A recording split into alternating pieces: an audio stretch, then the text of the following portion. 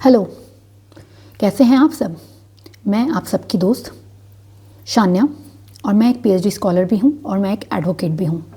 तो आज के इस वीडियो में मैं आप सबको जो भी यूजीसी नेट एस्पिरेंट्स हैं उनके लिए एक वीडियो बना रही हूं जो कि कुछ टिप्स और ट्रिक्स है।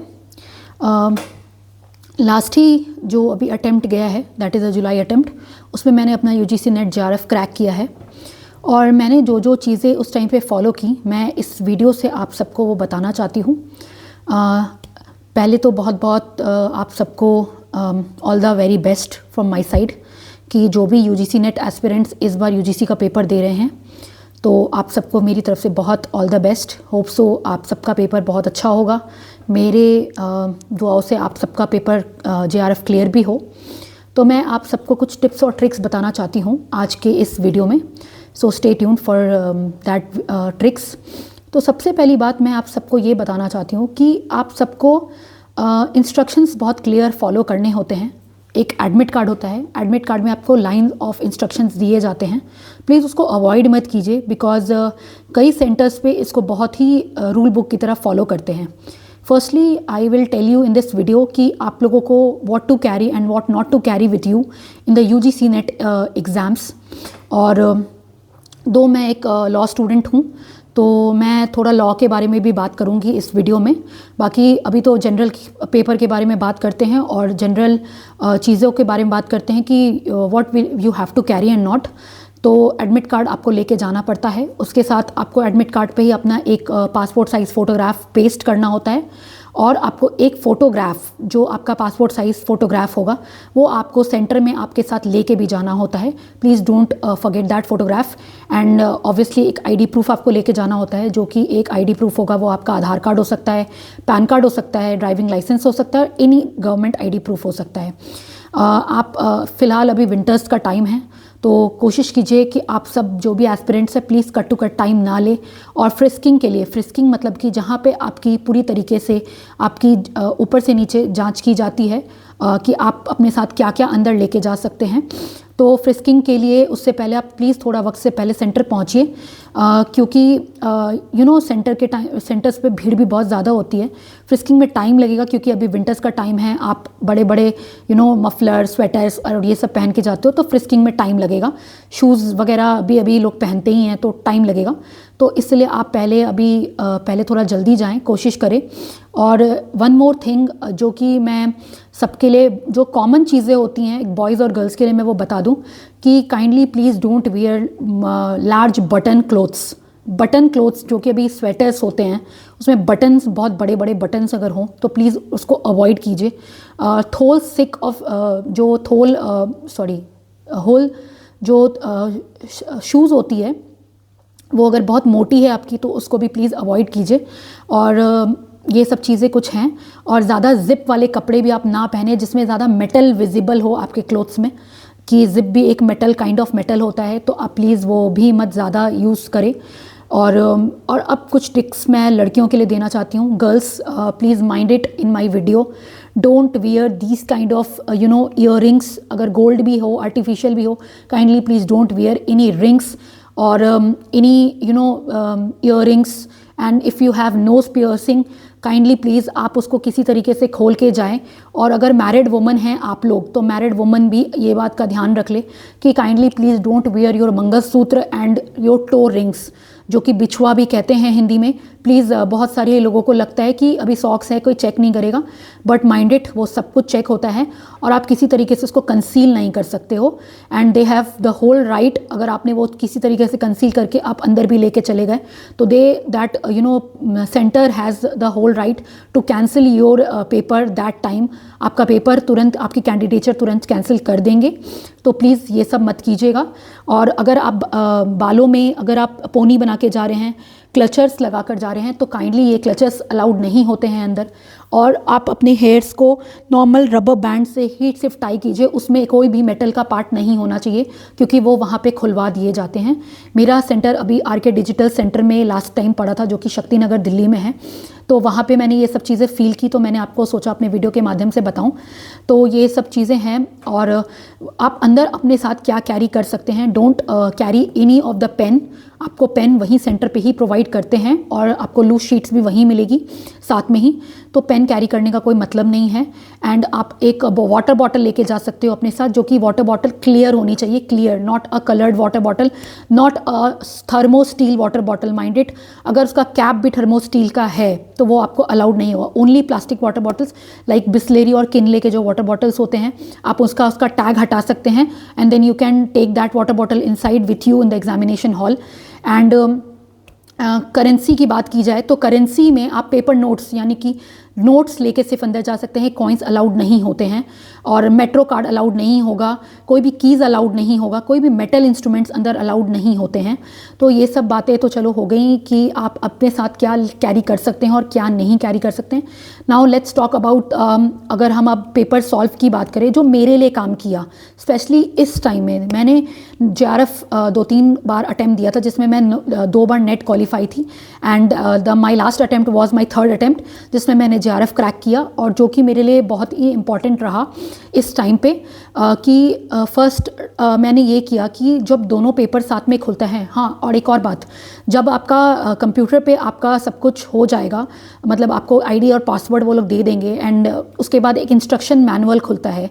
आप उस इंस्ट्रक्शन मैनुअल को काइंडली बहुत ध्यान से पढ़िए, बहुत ध्यान से टिक कीजिए, क्योंकि मेरी एक फ्रेंड के साथ ये हो रखा था। She was a Hindi medium student, but गलती से उसने इंग्लिश मार्क कर दिया और उसका पूरा पेपर इंग्लिश में खुला। येस माय फ्रेंड्स, माइंडेड कि अगर आप वहाँ पे लैंग्वेज के टाइम पे प्लीज़ गड़बड़ मत कीजिए। आपको जो भी आपके कन्वीनियंस के हिसाब से जो भी आपका लैंग्वेज होगा उसको प्लीज़ आप सेलेक्ट कीजिए और अपने अकॉर्डिंगली कीजिएगा। Yes, there was a time पहले के पेपर में जब वो बाइलिंगुअल पेपर देते थे, यानी कि हिंदी और इंग्लिश आपकी दोनों ही खुलती थी एक ही पेपर के अंदर, बट अब ऐसा नहीं है। अब आपको इंग्लिश अगर आपने सिर्फ चूज़ किया है तो वो इंग्लिश में ही खुलेगा और इंग्लिश में ही पेपर आपका पूरा आएगा, paper 1 and paper 2 both. And अगर आपने हिंदी सेलेक्ट किया है तो वो हिंदी में ही आएगा। ये तो हो गई इंस्ट्रक्शंस की बात। एंड अब आते हैं, हम बात करते हैं कि आप पेपर कैसे सॉल्व कर सकते हैं, जो मेरे टाइम मैंने अपने पेपर में किया। फर्स्ट ऑफ ऑल मैंने अपने लास्ट अटेम्प्ट में पहले पेपर 2 सॉल्व किया था। येस, मैं लॉ स्टूडेंट हूँ, मैंने लॉ में अपना JRF क्रैक किया है। एंड तो मैंने लॉ का पूरा पेपर 1 गो में किया, बिकॉज मुझे ऐसा लगा कि लॉ जो है वो मेरा सब्जेक्ट पेपर है जिसमें मैंने ज़्यादा मेहनत की थी, एंड वो ज़्यादा मार्क्स का भी होता है। ठीक है, paper 1 I know is the general paper. Paper 1 में काफ़ी चीज़ें होती हैं जो काफ़ी चीज़ें स्टूडेंट्स अवॉइड करके जाते हैं, और अब वो उनका पैटर्न होता है कि वो सिर्फ टीचिंग एप्टीट्यूड या रिसर्च एप्टीट्यूड वगैरह अलग अलग नहीं पूछते, वो एक ही क्वेश्चन के अंदर आपको टीचिंग, रिसर्च, ICT वो सारे चीज़ों को एक कोलैबोरेट करके क्वेश्चन फॉर्म करते हैं।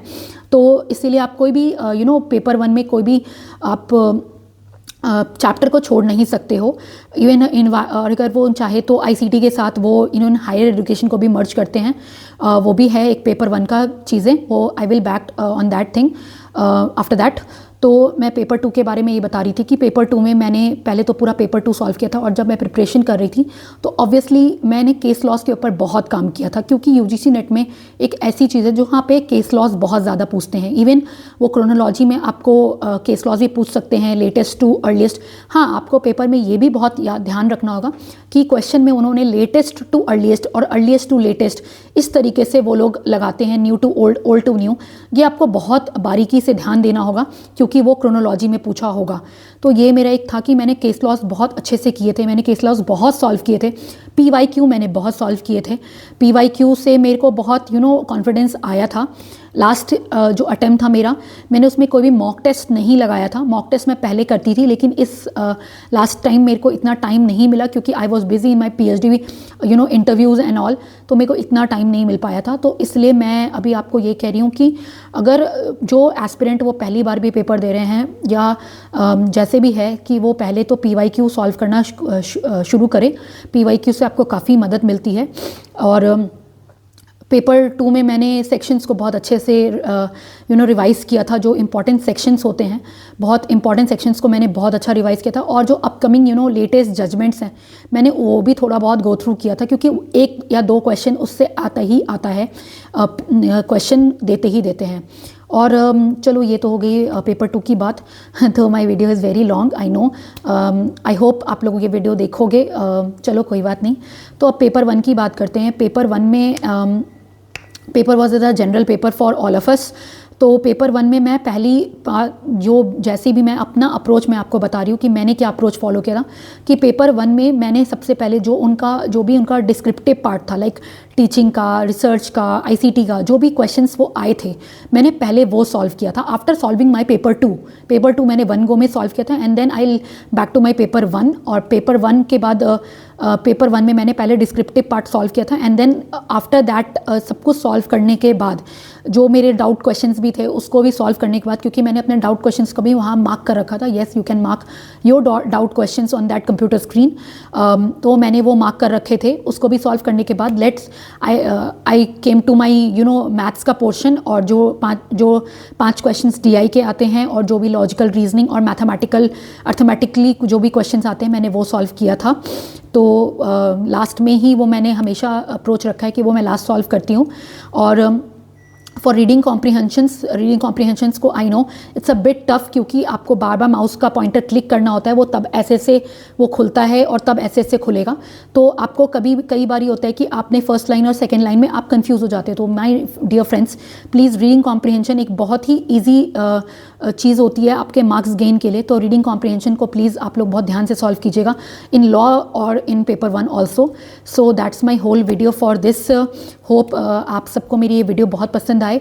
Please do like, share and subscribe to my YouTube channel. I know मैं बहुत एक छोटी सी कंटेंट क्रिएटर हूँ, और मैंने अभी अपना यूट्यूब चैनल भी स्टार्ट किया है। तो आगे और भी मैं इन सब चीज़ों के लिए वीडियोस बनाती रहूँगी। मेरे एजुकेशनल पर्पसेस पे भी वीडियो आते रहेंगे। तो प्लीज़ मेरे वीडियो को बहुत ज़्यादा से ज़्यादा लाइक कीजिए, सब्सक्राइब कीजिए, और प्लीज़ शेयर कीजिए अपने फ्रेंड्स के साथ, जो भी अभी यूजीसी एस्पिरेंट्स हैं, नेट का जो भी एग्ज़ाम देंगे। और to all my law friends, आपका एग्ज़ाम ऑन 31 को है, 9 AM की शिफ्ट में है। तो ऑब्वियसली आप लोगों का सबका एडमिट कार्ड आ गया होगा। So all the very best to all of you. May you rock the paper. Bye.